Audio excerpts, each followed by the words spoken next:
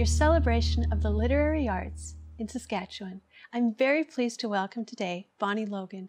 Now, Bonnie Logan is a storyteller. She's told at festivals and conferences, in libraries, and at over 1,000 schools. She facilitates workshops and uses storytelling for educational and therapeutic reasons. She also delights audiences as a member of the jazz comedy trio, Too Darn Hot. Bonnie, welcome to the show. Thank you very much. It's a pleasure. So you're one of the first storytellers people think of when they think of storytelling in Saskatchewan. Can you give us just a little bit about you and your journey as a storyteller?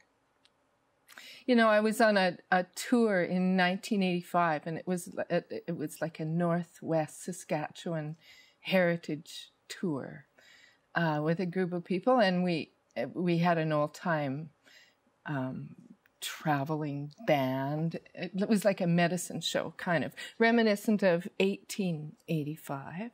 So we had a slideshow of old photographs, and we had a marionette theater, and we went around to barn dances and one-room schoolhouse reunions and all kind of really fun little events.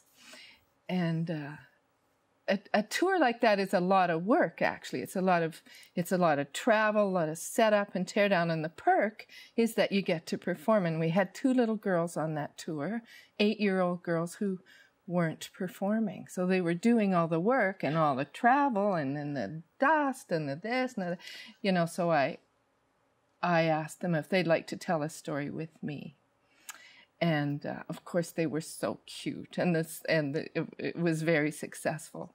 But when we took that tour into the schools in the fall, I thought, well, I would try this storytelling business, but I actually didn't think it would fly. I thought kids are more multimedia than that these days.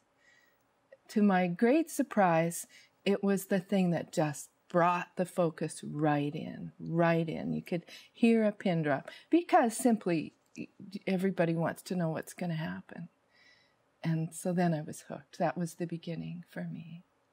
Well, and bringing the little ones in to help with the story, to tell with you, that hasn't changed. You've always been someone who's brought people together to tell the stories, to listen to each other, and to build that kind of community.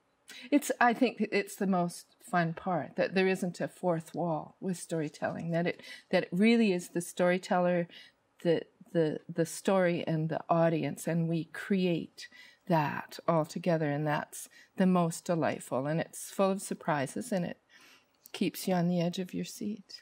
Well, and it doesn't exist without the listener and without the community. The story, we can tell ourselves a story, but it doesn't exist as an art form without the communication, without the community that we build. Exactly. It's a connector, right? It's how we remember things. It's how we learn, and it's how we empathize with one another, and how we build community. Truly, it's by sharing our stories. And of course, we do it all the time. Everybody does it all the time. You can hone the skills, of course, and become. And we all have those storytellers in our family that are like the storytellers. My dad was that guy. But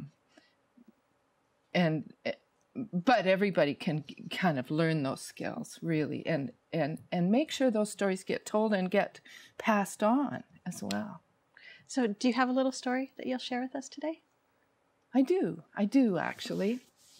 I've done, one of my passions is community storytelling, or, you know, to get to hear the stories in a community, or get to support a community to share their stories, and also to start up storytelling circles to value their stories. And so I was, one community in Saskatchewan was having a centennial, and there was a whole winter of communicating with them, and it was sort of me and them and Globe Theatre, and it was back and forth, and we were designing these workshops and this and that.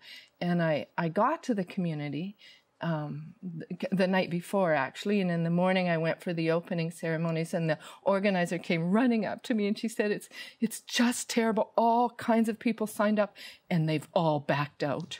and even the ones that are here say they're not coming. I said, really?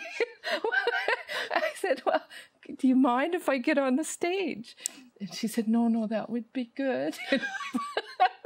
So I climbed on the stage and I told a few stories. Like I told a story about arriving there late and not being able to get into my motel, and everybody knew the characters and it was funny and everybody laughed. And then I told another little story. I'm also at that time, and for many years, I was also a tree planting contractor. And so I was up north viewing and bidding contracts for about a week or so.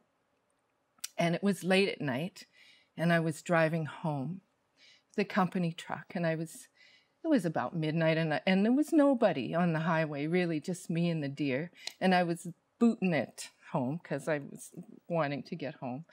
And of course, I got pulled over by the RCMP. And this officer came up to my window and he said, do you know how fast you were going? And I said, no. I said, this is the company truck and none of my own vehicles will go over the speed limit. So I wasn't thinking to look at the speedometer, hoping for something, which was kind of true, but I was hoping for a little something, but I got nothing. You know, he was just so serious. He took my registration, my license, and he marched back to his car. And I was thinking, oh dear, this isn't very good. And he came back and he said, you know, I also noticed you weren't wearing your seatbelt. I said, I was wearing my seatbelt. He said, well, the seatbelt ticket would be a lot cheaper and you wouldn't lose points on your license. I said, you know, it could be that when I stopped to buy a drink at the last town, it could be that I forgot to put my seatbelt on. And he said, that's what I thought. And he handed me the ticket. And away he went. And so I told that story on the stage. And then I said, you know, that's all we're going to do. We're just going to share some of our own stories. And here's the thing. Nobody will interrupt you because I'll make sure of that. And the whole audience just followed me into the hall. It was like being the Pied Piper. And we had this beautiful, beautiful storytelling session. And in those sessions in towns, I usually start with sharing the story of your name, because rurally in Saskatchewan, names are how people get placed, mm-hmm. right? And the sort of history of the family and where they live and, oh, that person, you know, and then they moved over. You know, it's very important. And that sort of thing was happening there. And there were people coming to that circle who had moved away years ago. And as we went around a circle, an old woman told a story, very like way into her 80s. And it came around to a person kind of my vintage who had come back, and all her people were gone, but she'd come for the centennial or reunion. And she looked across the circle at that woman and she said, you know, I know from your name that you're someone who was very important in my family, but I don't know why. And so I thought, oh, we better go around again. So we went around again and came to that old woman. She said, let me tell you why. And she told her story. And it was so moving. I don't think there was a dry eye. And she told me after, she never tells that story because she doesn't think there's anybody that wants to hear it. And so that's the beauty of that kind of community building mm-hmm. storytelling, is it gives a place, it gives permission and a place to share those stories. And those stories can get lost as people pass on. And it really has to do with the history and the richness of a community and the connections also through the generations. Yeah, and it's such a powerful medium. It is such a powerful medium, and we could talk for hours about this, Bonnie, but you know what I have to say now. We've run out of time already, and it's been such a delight, and I do want to have you come on again, because storytelling is such a powerful art form, but it's more than art, it's humanity. And so I'm so privileged to know you as a storyteller, and thank you so much for being on the show today. Thank you so much, Danica. It really was a pleasure. Thank you. I'm Danica Lorer, and this is Lit Happens. You can find past episodes by going to Shaw TV Saskatoon on YouTube. You can find me on Facebook or Twitter. And if you want to get hold of me, I'm at danicalorer@gmail.com. Thanks for watching.